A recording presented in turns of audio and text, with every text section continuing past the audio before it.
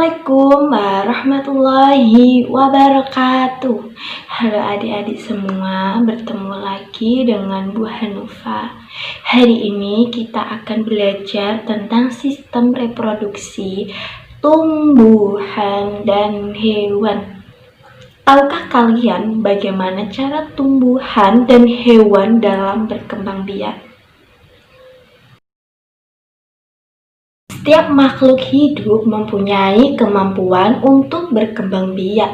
Berkembang biak bertujuan untuk menjamin kelangsungan hidupnya dan melestarikan jenisnya. Karena sistem reproduksinya berbeda, maka cara reproduksinya pun akan berbeda. Yang pertama, reproduksi pada tumbuhan. Tumbuhan dapat bereproduksi dengan dua cara. Yang pertama, vegetatif. Yang kedua, generatif.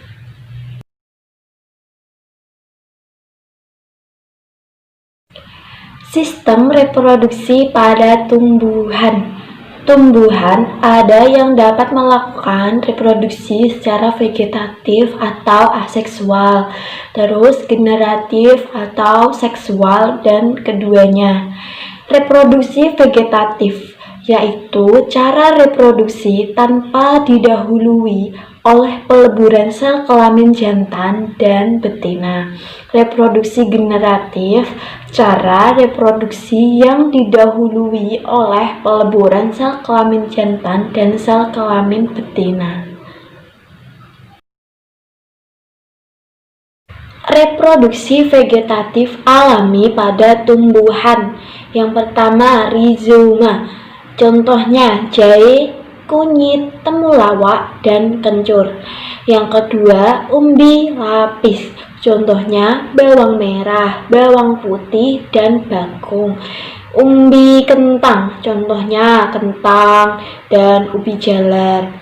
Umbi akar, contohnya singkong, bengkoang, dan dahlia. Contoh dari tunas yaitu pisang dan tebu. Terus tunas adventif yaitu cocor bebek, cemara, sukun, dan kesemek. Selanjutnya ada stolon yaitu geragi, contohnya arbei, stroberi, pegagan, dan rumput teki. Dan yang terakhir, pembentukan spora yaitu lumut dan paku. Untuk lebih jelasnya, mari kita lihat contoh berikut ini.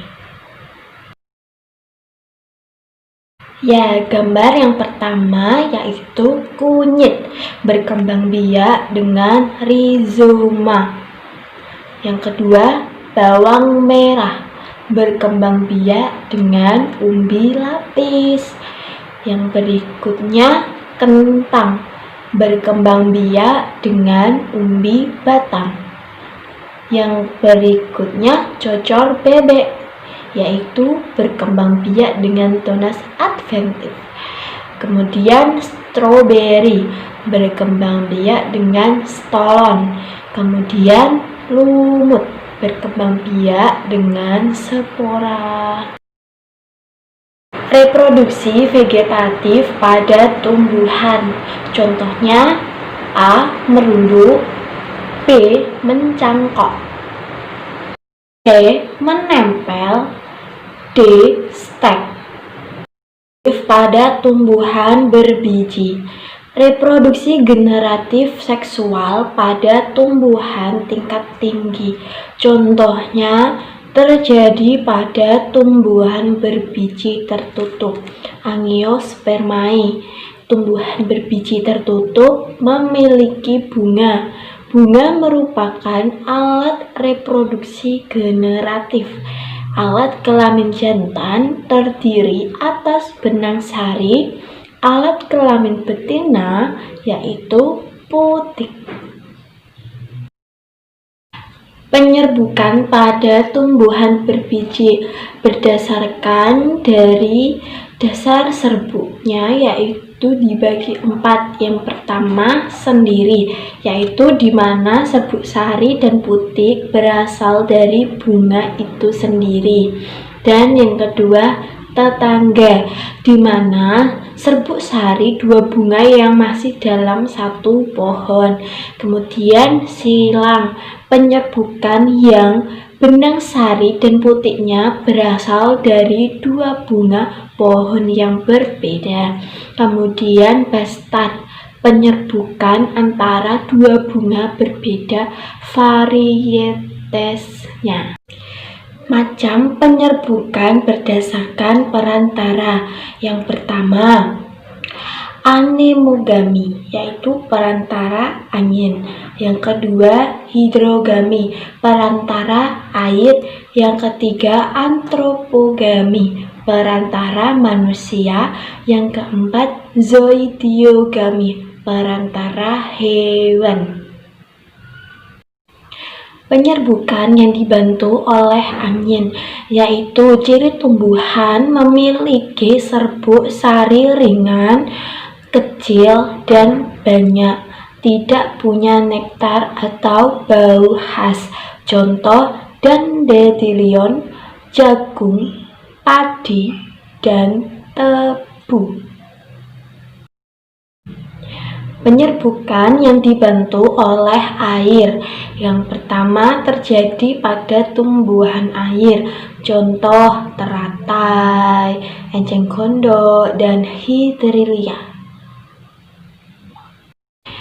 Yang ketiga, penyerbukan dibantu hewan atau serangga. Ciri tumbuhan, yang pertama mahkota bunga mencolok. Yang kedua, punya nektar atau bau khas. Yang contohnya yaitu mawar, melati. Yang keempat, penyerbukan dibantu manusia. Penyerbukan dibantu manusia baik sengaja maupun tidak sengaja. Contohnya anggrek, vanili, rumput liar. Yang kedua adalah tentang reproduksi pada hewan. Sama, hewan juga mengalami reproduksi generatif dan vegetatif. Reproduksi generatif pada hewan adalah reproduksi yang melibatkan peleburan sel kelamin jantan dan betina. Hasil pembuahannya disebut zigot yang akan tumbuh dan berkembang menjadi embrio. Nah, reproduksi vegetatif pada hewan ada 4 cara. Yang pertama, membelah diri. Yang kedua, fragmentasi. Yang ketiga, pembentukan tunas. Yang keempat, partenogenesis. Membelah diri. Satu individu membelah menjadi 2 anakan. Contoh protozoa, misal amoeba, plasmodium. Yang kedua adalah fragmentasi, yaitu satu individu memecah menjadi lebih dari 2 fragmen. Dan setiap fragmen akan tumbuh menjadi individu baru. Contohnya planaria. Yang ketiga adalah tunas, bentuk reproduksi aseksual di mana organisme baru tumbuh dari bagian induk. Contoh Hydra, Porifera. Kemudian partenogenesis, reproduksi aseksual di mana betina memproduksi sel telur yang berkembang tanpa melalui fertilisasi. Contoh pada kutu daun, lebah, kutu air. Oke, demikian tadi penjelasan dari Ibu Hanifah ya. Bila ada kekurangan atau kesalahan dalam Ibu menjelaskan materi tadi, mohon maaf. Wassalamualaikum warahmatullahi wabarakatuh.